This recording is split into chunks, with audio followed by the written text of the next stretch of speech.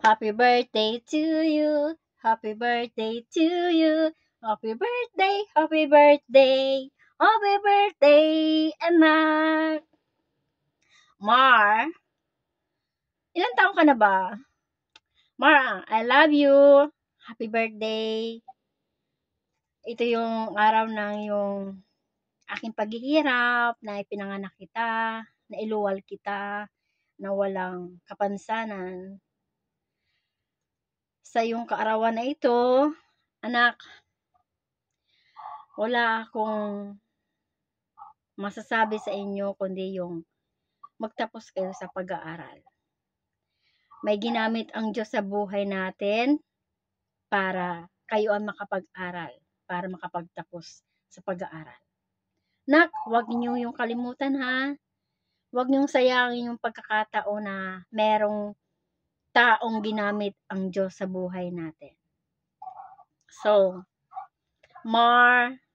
huwag kayong tumanim ng sama ng loob sa mga puso at isipan ninyo kung ano man yung mga nangyari sa buhay natin. Ang lagi nyo lang isipin, may Diyos na gumagabay sa atin, may taong ginagamit sa buhay niyo. Kaya ang pagkakataon na yon na may tao na ginamit ang Diyos sa buhay natin, huwag niyong sayangin ang pagkakataon na iyon. So mag-aral kayong mabuti, focus kayo sa pag-aaral, na makapagtapos kayo sa pag-aaral. Kung meron man akong pagkukulang sa inyo, Nak, I'm so sorry for that. Alam ko na nagkulang ako sa bagay na gusto ninyo na hindi ko ibinigay sa inyo. Pero sana alam niyo yung kung bakit hindi ko na ibibigay ang bagay na gusto ninyo. So, nagpapasalamat ako sa Diyos dahil patuloy akong binibigyan ng kalakasan, binibigyan ng buhay, binibigyan ng hininga. Ang lagi kong hiling sa inyo na please focus for the future na magkaroon kayo ng magandang buhay. Magtapos kayo sa pag-aaral, na andyan si Father Labrilla na ginamit ng Diyos para kayo ang makapag-aral. Huwag niyong sayangin ang pagkakataon na yun. Huwag niyong sayangin yung nag-aaruga sa inyo na binigay ng Diyos sa inyo ang buhay ni Father Labrilla.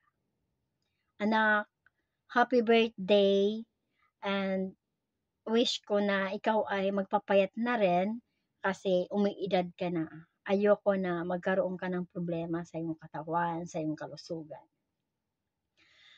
Anak, hindi tayo nagkakausap lagi pero yung puso't isip ko, anak, ay nasa inyo.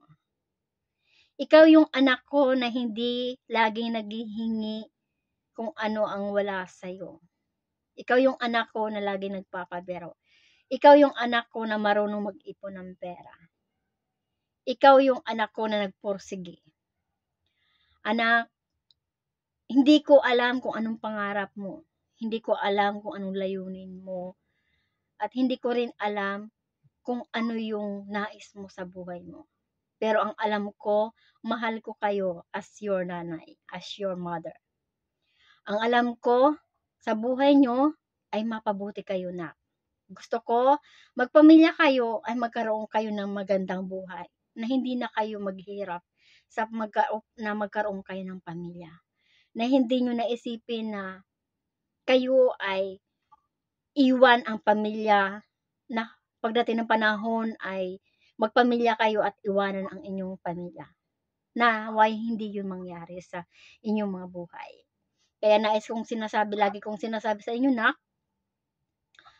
ang pag-aaral ang siyang susi para makamit ang tagumpay, para hindi na maghirap pa sa buhay.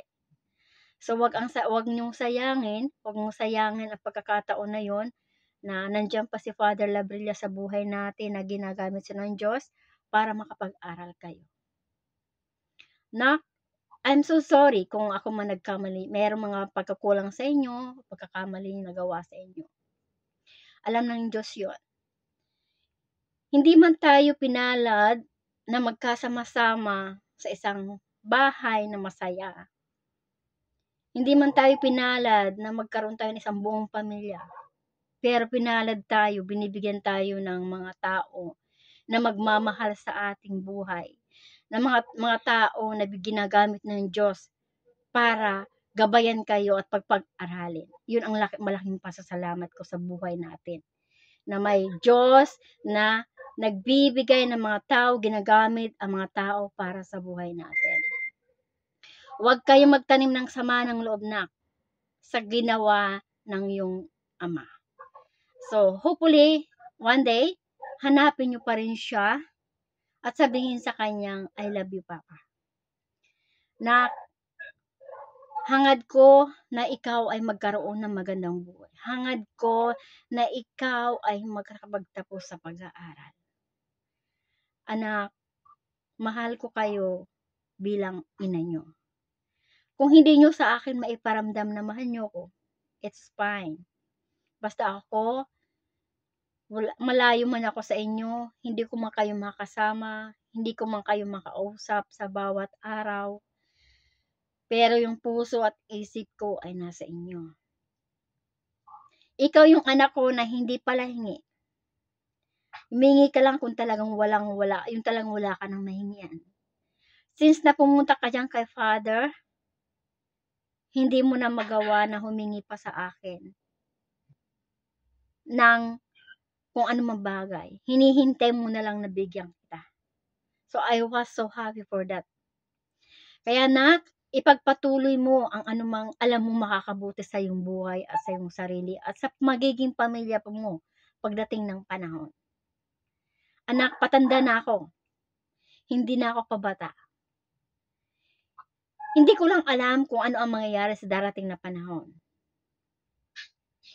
Ang lahat ng bagay ay ang Diyos ay may plano sa ating mga buhay. Habang ako ay nabubuhay, so nais kong makitaan kayo ng mayroong magandang pag-uugali, magandang puso, pagmamahal sa kapwa. Nais kong maramdaman yung pagmamahal nyo sa akin. Masabi nyo sa akin, Mama, I love you. So na, malakas pa rin si Mama ngayon, pero darating ang panahon na hihina na rin si Mama. So pagdating ng panahon na yon, hopefully, ay magkaroon na kayo magandang buhay. Mawala man ako dito sa mundo, may maibibigay kayo ng magandang buhay sa inyong magiging pamilya. So, anak, magkita man kayo ng Papa. So, say to him, Papa, I love you. Okay? So, thank you so much, Nak, sa iyong pagmamahal sa akin, sa iyong pangunawa sa akin bilang nanay mo, bilang ina nyo. Nagmasabi ka sa Mama, I love you. I'm so happy for that. Happy birthday, Mama. Yes, Ma'am.